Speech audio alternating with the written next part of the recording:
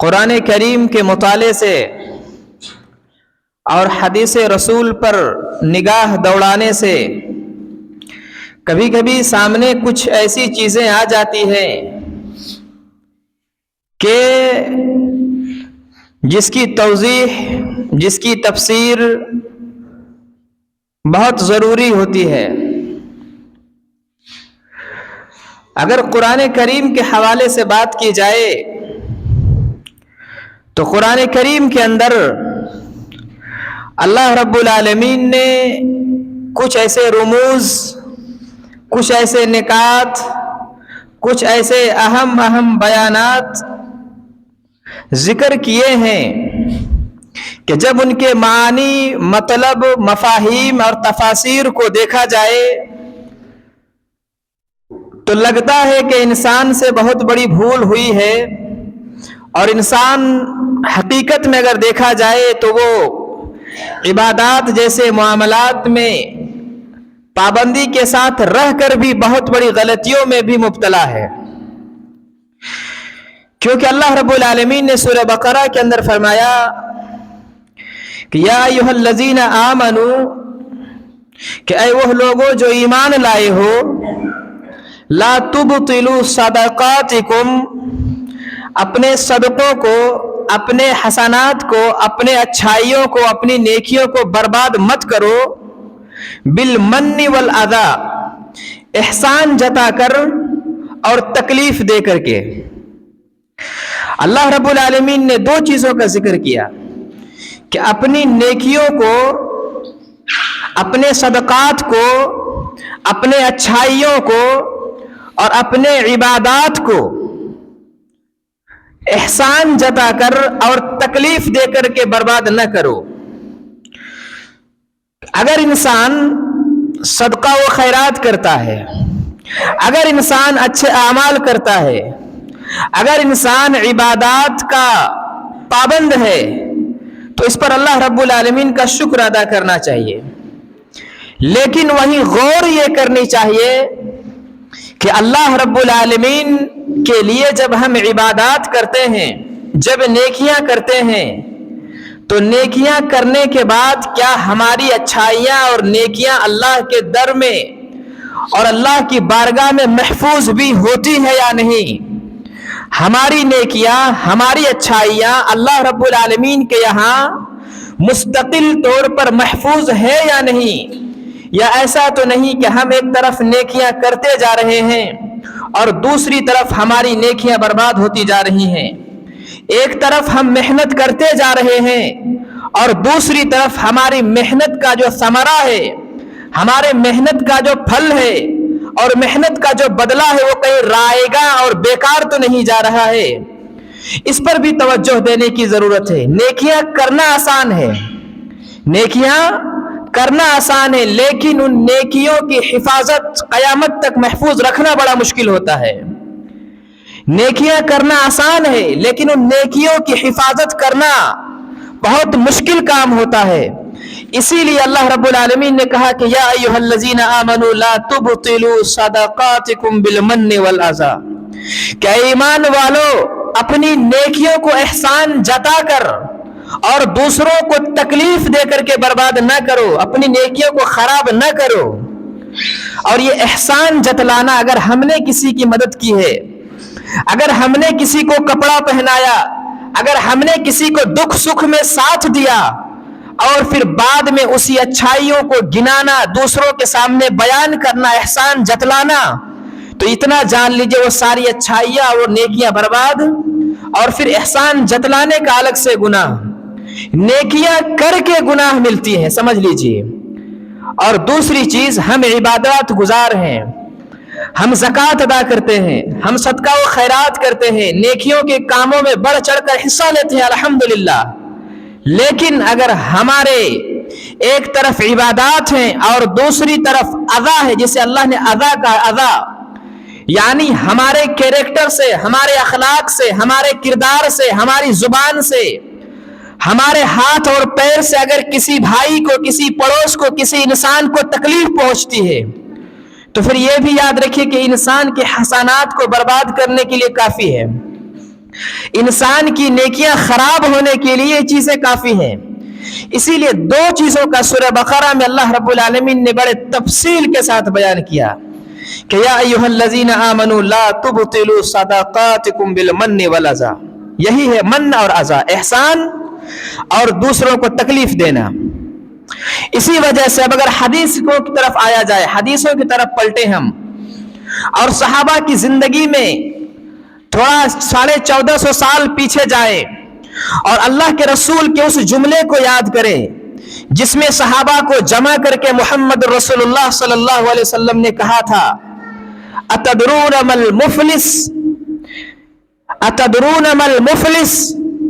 اللہ کے رسول نے کہا، صحابہ سے پوچھا، میرے صحابہ کی جماعت یہ بتاؤ تم جانتے یہ مفلس کون ہے، یہ غریب کون ہے، یہ قلاش اور فقیر کون ہے، کیا تم جانتے ہو؟ تو جو ہم سمجھتے ہیں وہی صحابہ کرام نے کہا تھا قالوا یا رسول اللہ من لا درہم لہ ولا دینار ولا متاع، کہ جس کے پاس دینار نہیں ہے، جس کے پاس درہم نہیں ہے، جس کے پاس مال و متاع نہیں ہے، وہی فقیر ہے، وہی مفلس ہے، وہی غریب ہے. تو اللہ کے رسول صلی اللہ علیہ وسلم نے کہا نہیں، مفلس وہ نہیں ہے، بلکہ مفلس تو اللہ کے رسول نے کہا ان المفلس من امتی من یاتی یوم القیامہ بصیام وصلاۃ وزکاۃ قد شتم ھذا وقذف ھذا واکل مال ھذا. یہ اللہ کے رسول نے کہا کہ مفلس میری امت کا فقیر اور غریب اور قلاش وہ ہے کہ قیامت کے دن من یاتی یوم القیامہ بصیام، قیامت کے دن روزہ لے کر کے آئے گا، یعنی وہ زندگی بھر روزے کا پابند انسان ہوگا. وصیام وصلاۃ، زندگی بھر نمازوں کا پابند ہوگا، وہ نمازیں لے کر کے آئے گا. وزکاۃ، وہ زکات لے کر کے آئے گا. مگر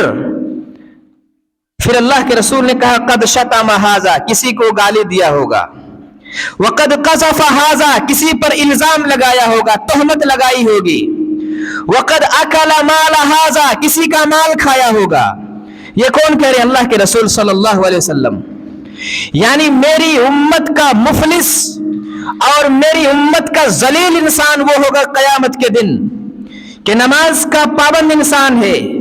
زکات و خیرات میں آگے ہے، صیام یعنی روزے اور نماز کا اہتمام کرنے والا، لیکن کسی کا مال کھایا ہوگا، کسی کو گالی دیا ہوگا، کسی کو تہمت، کسی پر جھوٹا الزام لگایا ہوگا.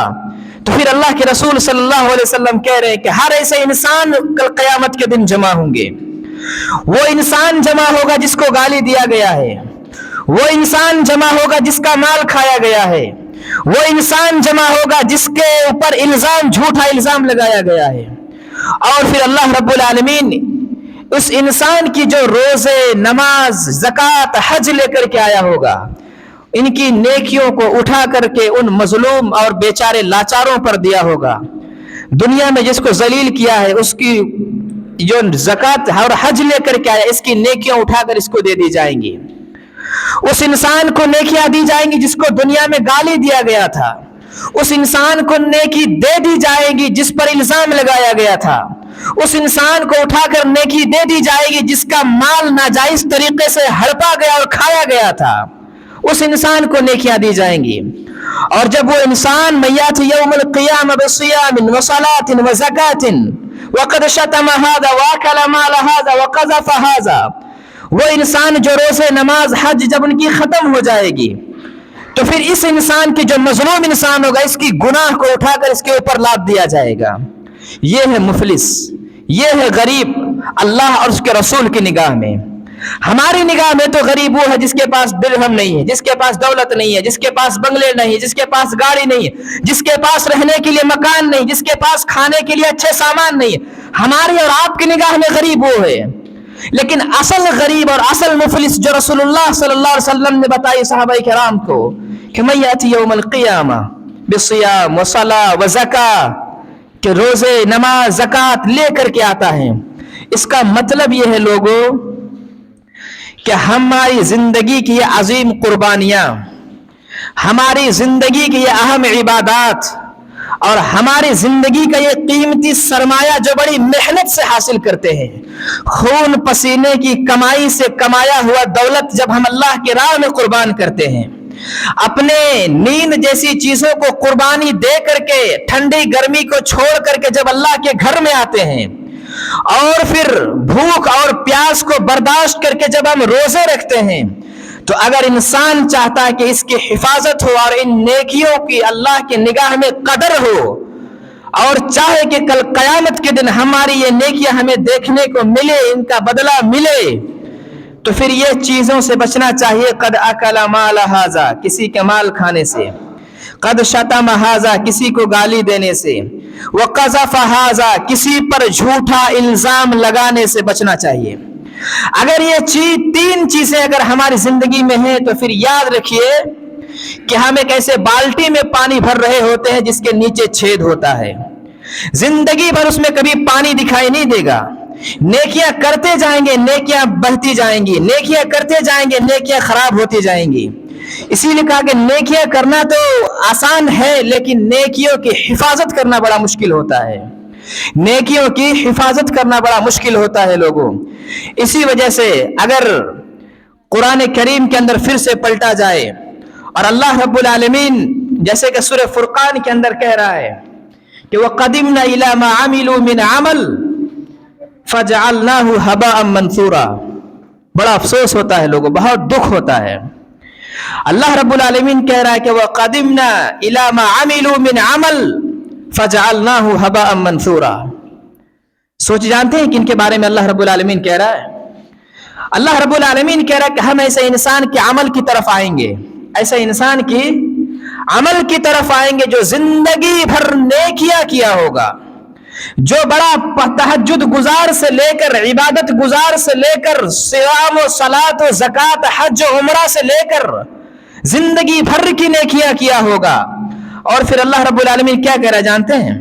فَجَعَلْنَاهُ هَبَاءً مَنْثُورًا، جیسے گرد و غبار اور دھول اڑتا ہے، دھول گندگی، اسی طرح اس کی نیکیوں کو ہم بنا کر کے پیش کریں گے۔ یعنی وہ زندگی بھر کی کمائی، وہ زندگی بھر کی محنت، وہ زندگی بھر کی عبادات، وہ زندگی بھر کی نیکیاں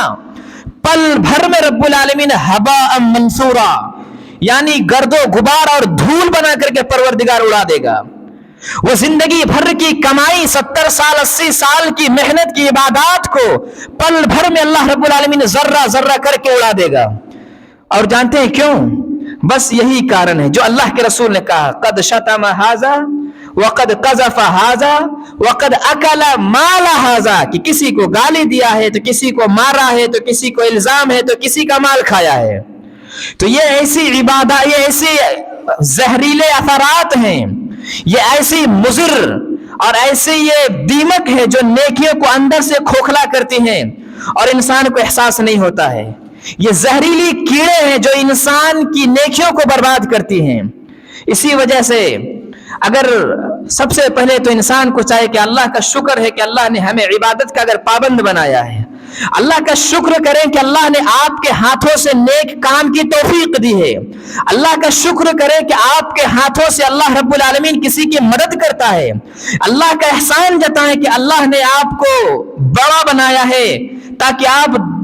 دوسروں پر احسان کریں، لیکن احسان کر کے احسان جتلایا نہ کریں، ایک نیکیاں کر کے دوسروں کو تکلیف نہ دیا کریں، نیکیاں کر کے دوسروں پر الزام نہ لگایا کریں، عبادات جیسے اہم اصول کو انجام دینے کے بعد دوسروں پر جھوٹا الزام نہ لگایا کریں، ورنہ پھر وہی اللہ رب العالمین کا اصول ہے کہ فَجَعَلْنَاهُ هَبَاءً مَنْثُورًا، کہ ہم ان کی زندگی بھر کی نیکیوں کو گرد و غبار بنا کر اڑا دیں گے۔ اور اگر پھر حدیث کی طرف پلٹیں، پھر حدیثوں کی طرف پلٹیں اور صحابہ کی زندگی پر کبھی غور کیا جائے، رسول اللہ کی موجودگی میں کیا ہوا تھا، اگر پھر اللہ کے رسول کی حدیثوں کو دیکھا جائے تو نام یاد رکھیے گا ابو ذر غفاری رضی اللہ تعالیٰ عنہ۔ دیکھیے انسان ہے، جب سماج میں رہیں گے تو انسان کو انسان سے انبن ہوتی ہے، کچھ چھوٹی بڑی چیزیں انسان سے کہہ دیتا ہوتا ہے، جب انسان ہے تو انسان سے بھول ہوتی ہے، جب انسان ہے تو انسان سے غلطی ہوتی ہے، جب انسان ہے تو اختلاف تو پیدا ہوگا ہی، یہ اصول ہے۔ اور اگر انسان، صرف فرشتے ہی ایسے ہیں جن سے غلطیاں نہیں ہوتی، اگر انسان ہے تو ان سے ہوگی ہی۔ تو کہہ رہے ہیں ابو ذر غفاری رضی اللہ تعالی عنہ اور ایک بلال رضی اللہ تعالی عنہ. بلال کون تھے؟ مؤذن رسول صلی اللہ علیہ وسلم.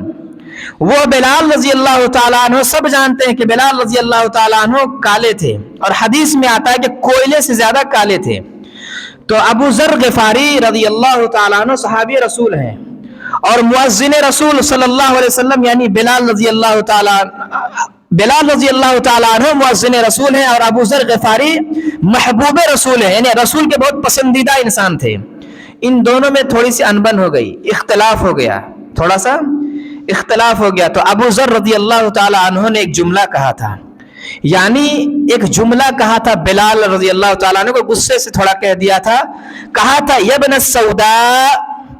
یعنی ایک کالی کلوٹے ماں کی طرف نسبت، یعنی ایک نسلی طعنہ دیا تھا. کہا جو کہ بلال رضی اللہ تعالیٰ عنہ کالے تھے، ان کی ماں کالی تھی، اور ان کے خاندان جو حبشہ کے رہنے والے لوگ تھے اکثر اسی طرح کے ہوا کرتے ہیں، جو اللہ رب العالمین کا نظام ہے دنیا میں، ہر طرح کے لوگ پیدا کرتا ہے. تو جب اختلاف ہوا، ابو ذر غفاری اور بلال رضی اللہ تعالیٰ عنہ میں انبن ہوئی، اختلاف ہوا، تو طعنہ دیا، نسلی طعنہ. کہا یبن السوداء، کہ اے کالے ماں کے بیٹے. تو اس وقت یہ جملہ جو ہے، یہ جملہ ان کو بڑا خراب لگا کہ میری ماں کی طرف مجھے نسبت کر کے طعنہ دیا گیا ہے. تو یہ بلال رضی اللہ تعالی عنہ جا کر کے رسول اللہ کے سامنے یہ بات رکھتے ہیں کہ اللہ کے رسول، اختلاف ہوئی، ہمارے درمیان انبن ہوئی، لیکن مجھے ابو ذر غفاری نے یہ ابن السوداء کہا. تو اللہ کے رسول صلی اللہ علیہ وسلم نے ابو ذر غفاری سے کہا کہ یا ابا ذر اعیرتہ بامہ، کیا تم نے اس کے ماں کا نام لے کر کے طعنہ دیا ہے؟ کیا تم نے اس کی ماں کی جانب نسبت کرتے ہوئے اسے برا بھلا کہا ہے؟ انک امرؤ فیک جاہلیہ، ابھی بھی تمہارے اندر جاہلیت باقی ہے. سوچئے وہ ابو ذر غفاری جو مجاہد ہے، زاہد ہے، عبادت گزار ہے، جنگ کے میدان میں پہلی صف میں لڑنے والے مرد مجاہد ہیں، اور ان ابو ذر کو کہہ رہے ہیں اللہ کے رسول انک امرؤ فیک جاہلیہ، ابھی بھی تیرے اندر جاہلیت باقی ہے. اور وہ غصے میں اللہ کے رسول صلی اللہ علیہ وسلم نے کہا، وہ ناراضگی میں کہا تھا. یہ جملہ ابو ذر کو اتنا افسوس ہوا کہ خدا کی قسم انہوں نے کہا تھا کہ کاش آج کے دن سے پہلے میں اسلام قبول نہ کیا ہوتا، یعنی اس جملے کو کہنے کے بعد میں اسلام قبول کیا ہوتا. یہ افسوس ہوئی تھی. کہا کہ زندگی بھر کی جو نیکیاں تھیں، اس نیکیوں نے بھی رسول اللہ کو خوش نہ کی، بلکہ ایک جملے نے رسول اللہ کو ناراض کر دیا. ایک جملے نے بلال رضی اللہ تعالیٰ عنہ کو ناراض کر دیا، اور ایک جملے نے وہ زمانے جاہلیت کی بات رسول اللہ نے مجھ پر دہرائی کہ انک امرؤ فیک جاہلیہ یا ابا ذر، ابھی بھی تیرے اندر وہ جاہلیت کی پرانی رسمیں، جاہلیت کی وہ پرانی باتیں اور جاہلیت کے وہ گندے خیالات ابھی بھی تیرے ذہن میں باقی ہیں. اس کے بعد انہیں افسوس ہوا، معافی مانگی، صلح ہوئی. لیکن کہنے کا مطلب یہ ہے لوگوں کہ کبھی کبھی کچھ ایسے چھوٹے چھوٹے جملے جب ہم کسی انسان پر کہتے ہیں، جب کوئی ایسے چھوٹے چھوٹے جملے جو کسی شخص پر اور کسی پڑوس پر، کسی سماج والوں پر اگر ہم استعمال کرتے ہیں، تو اللہ اور اس کے رسول کی نگاہ میں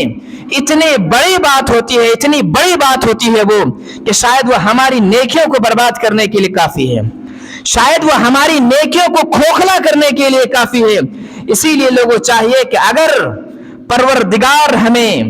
نیک انسانوں کے لسٹ میں شامل کیا ہے، اور اگر اللہ رب العالمین ہمارے ذریعے سے اچھے کام لے رہا ہے، اگر پروردگار ہم سے کوئی حسن عمل،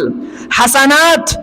جیسے عمل کروا رہا ہے، صدقات و خیرات جیسے کام لے رہا ہے، نماز جیسی عبادات اللہ رب العالمین ہم سے لے رہا ہے، روزے، حج اور عمرہ جیسی عبادات ہم سے کروا رہا ہے، تو خدا کی قسم زبان کو سنبھالنے کی ضرورت ہے.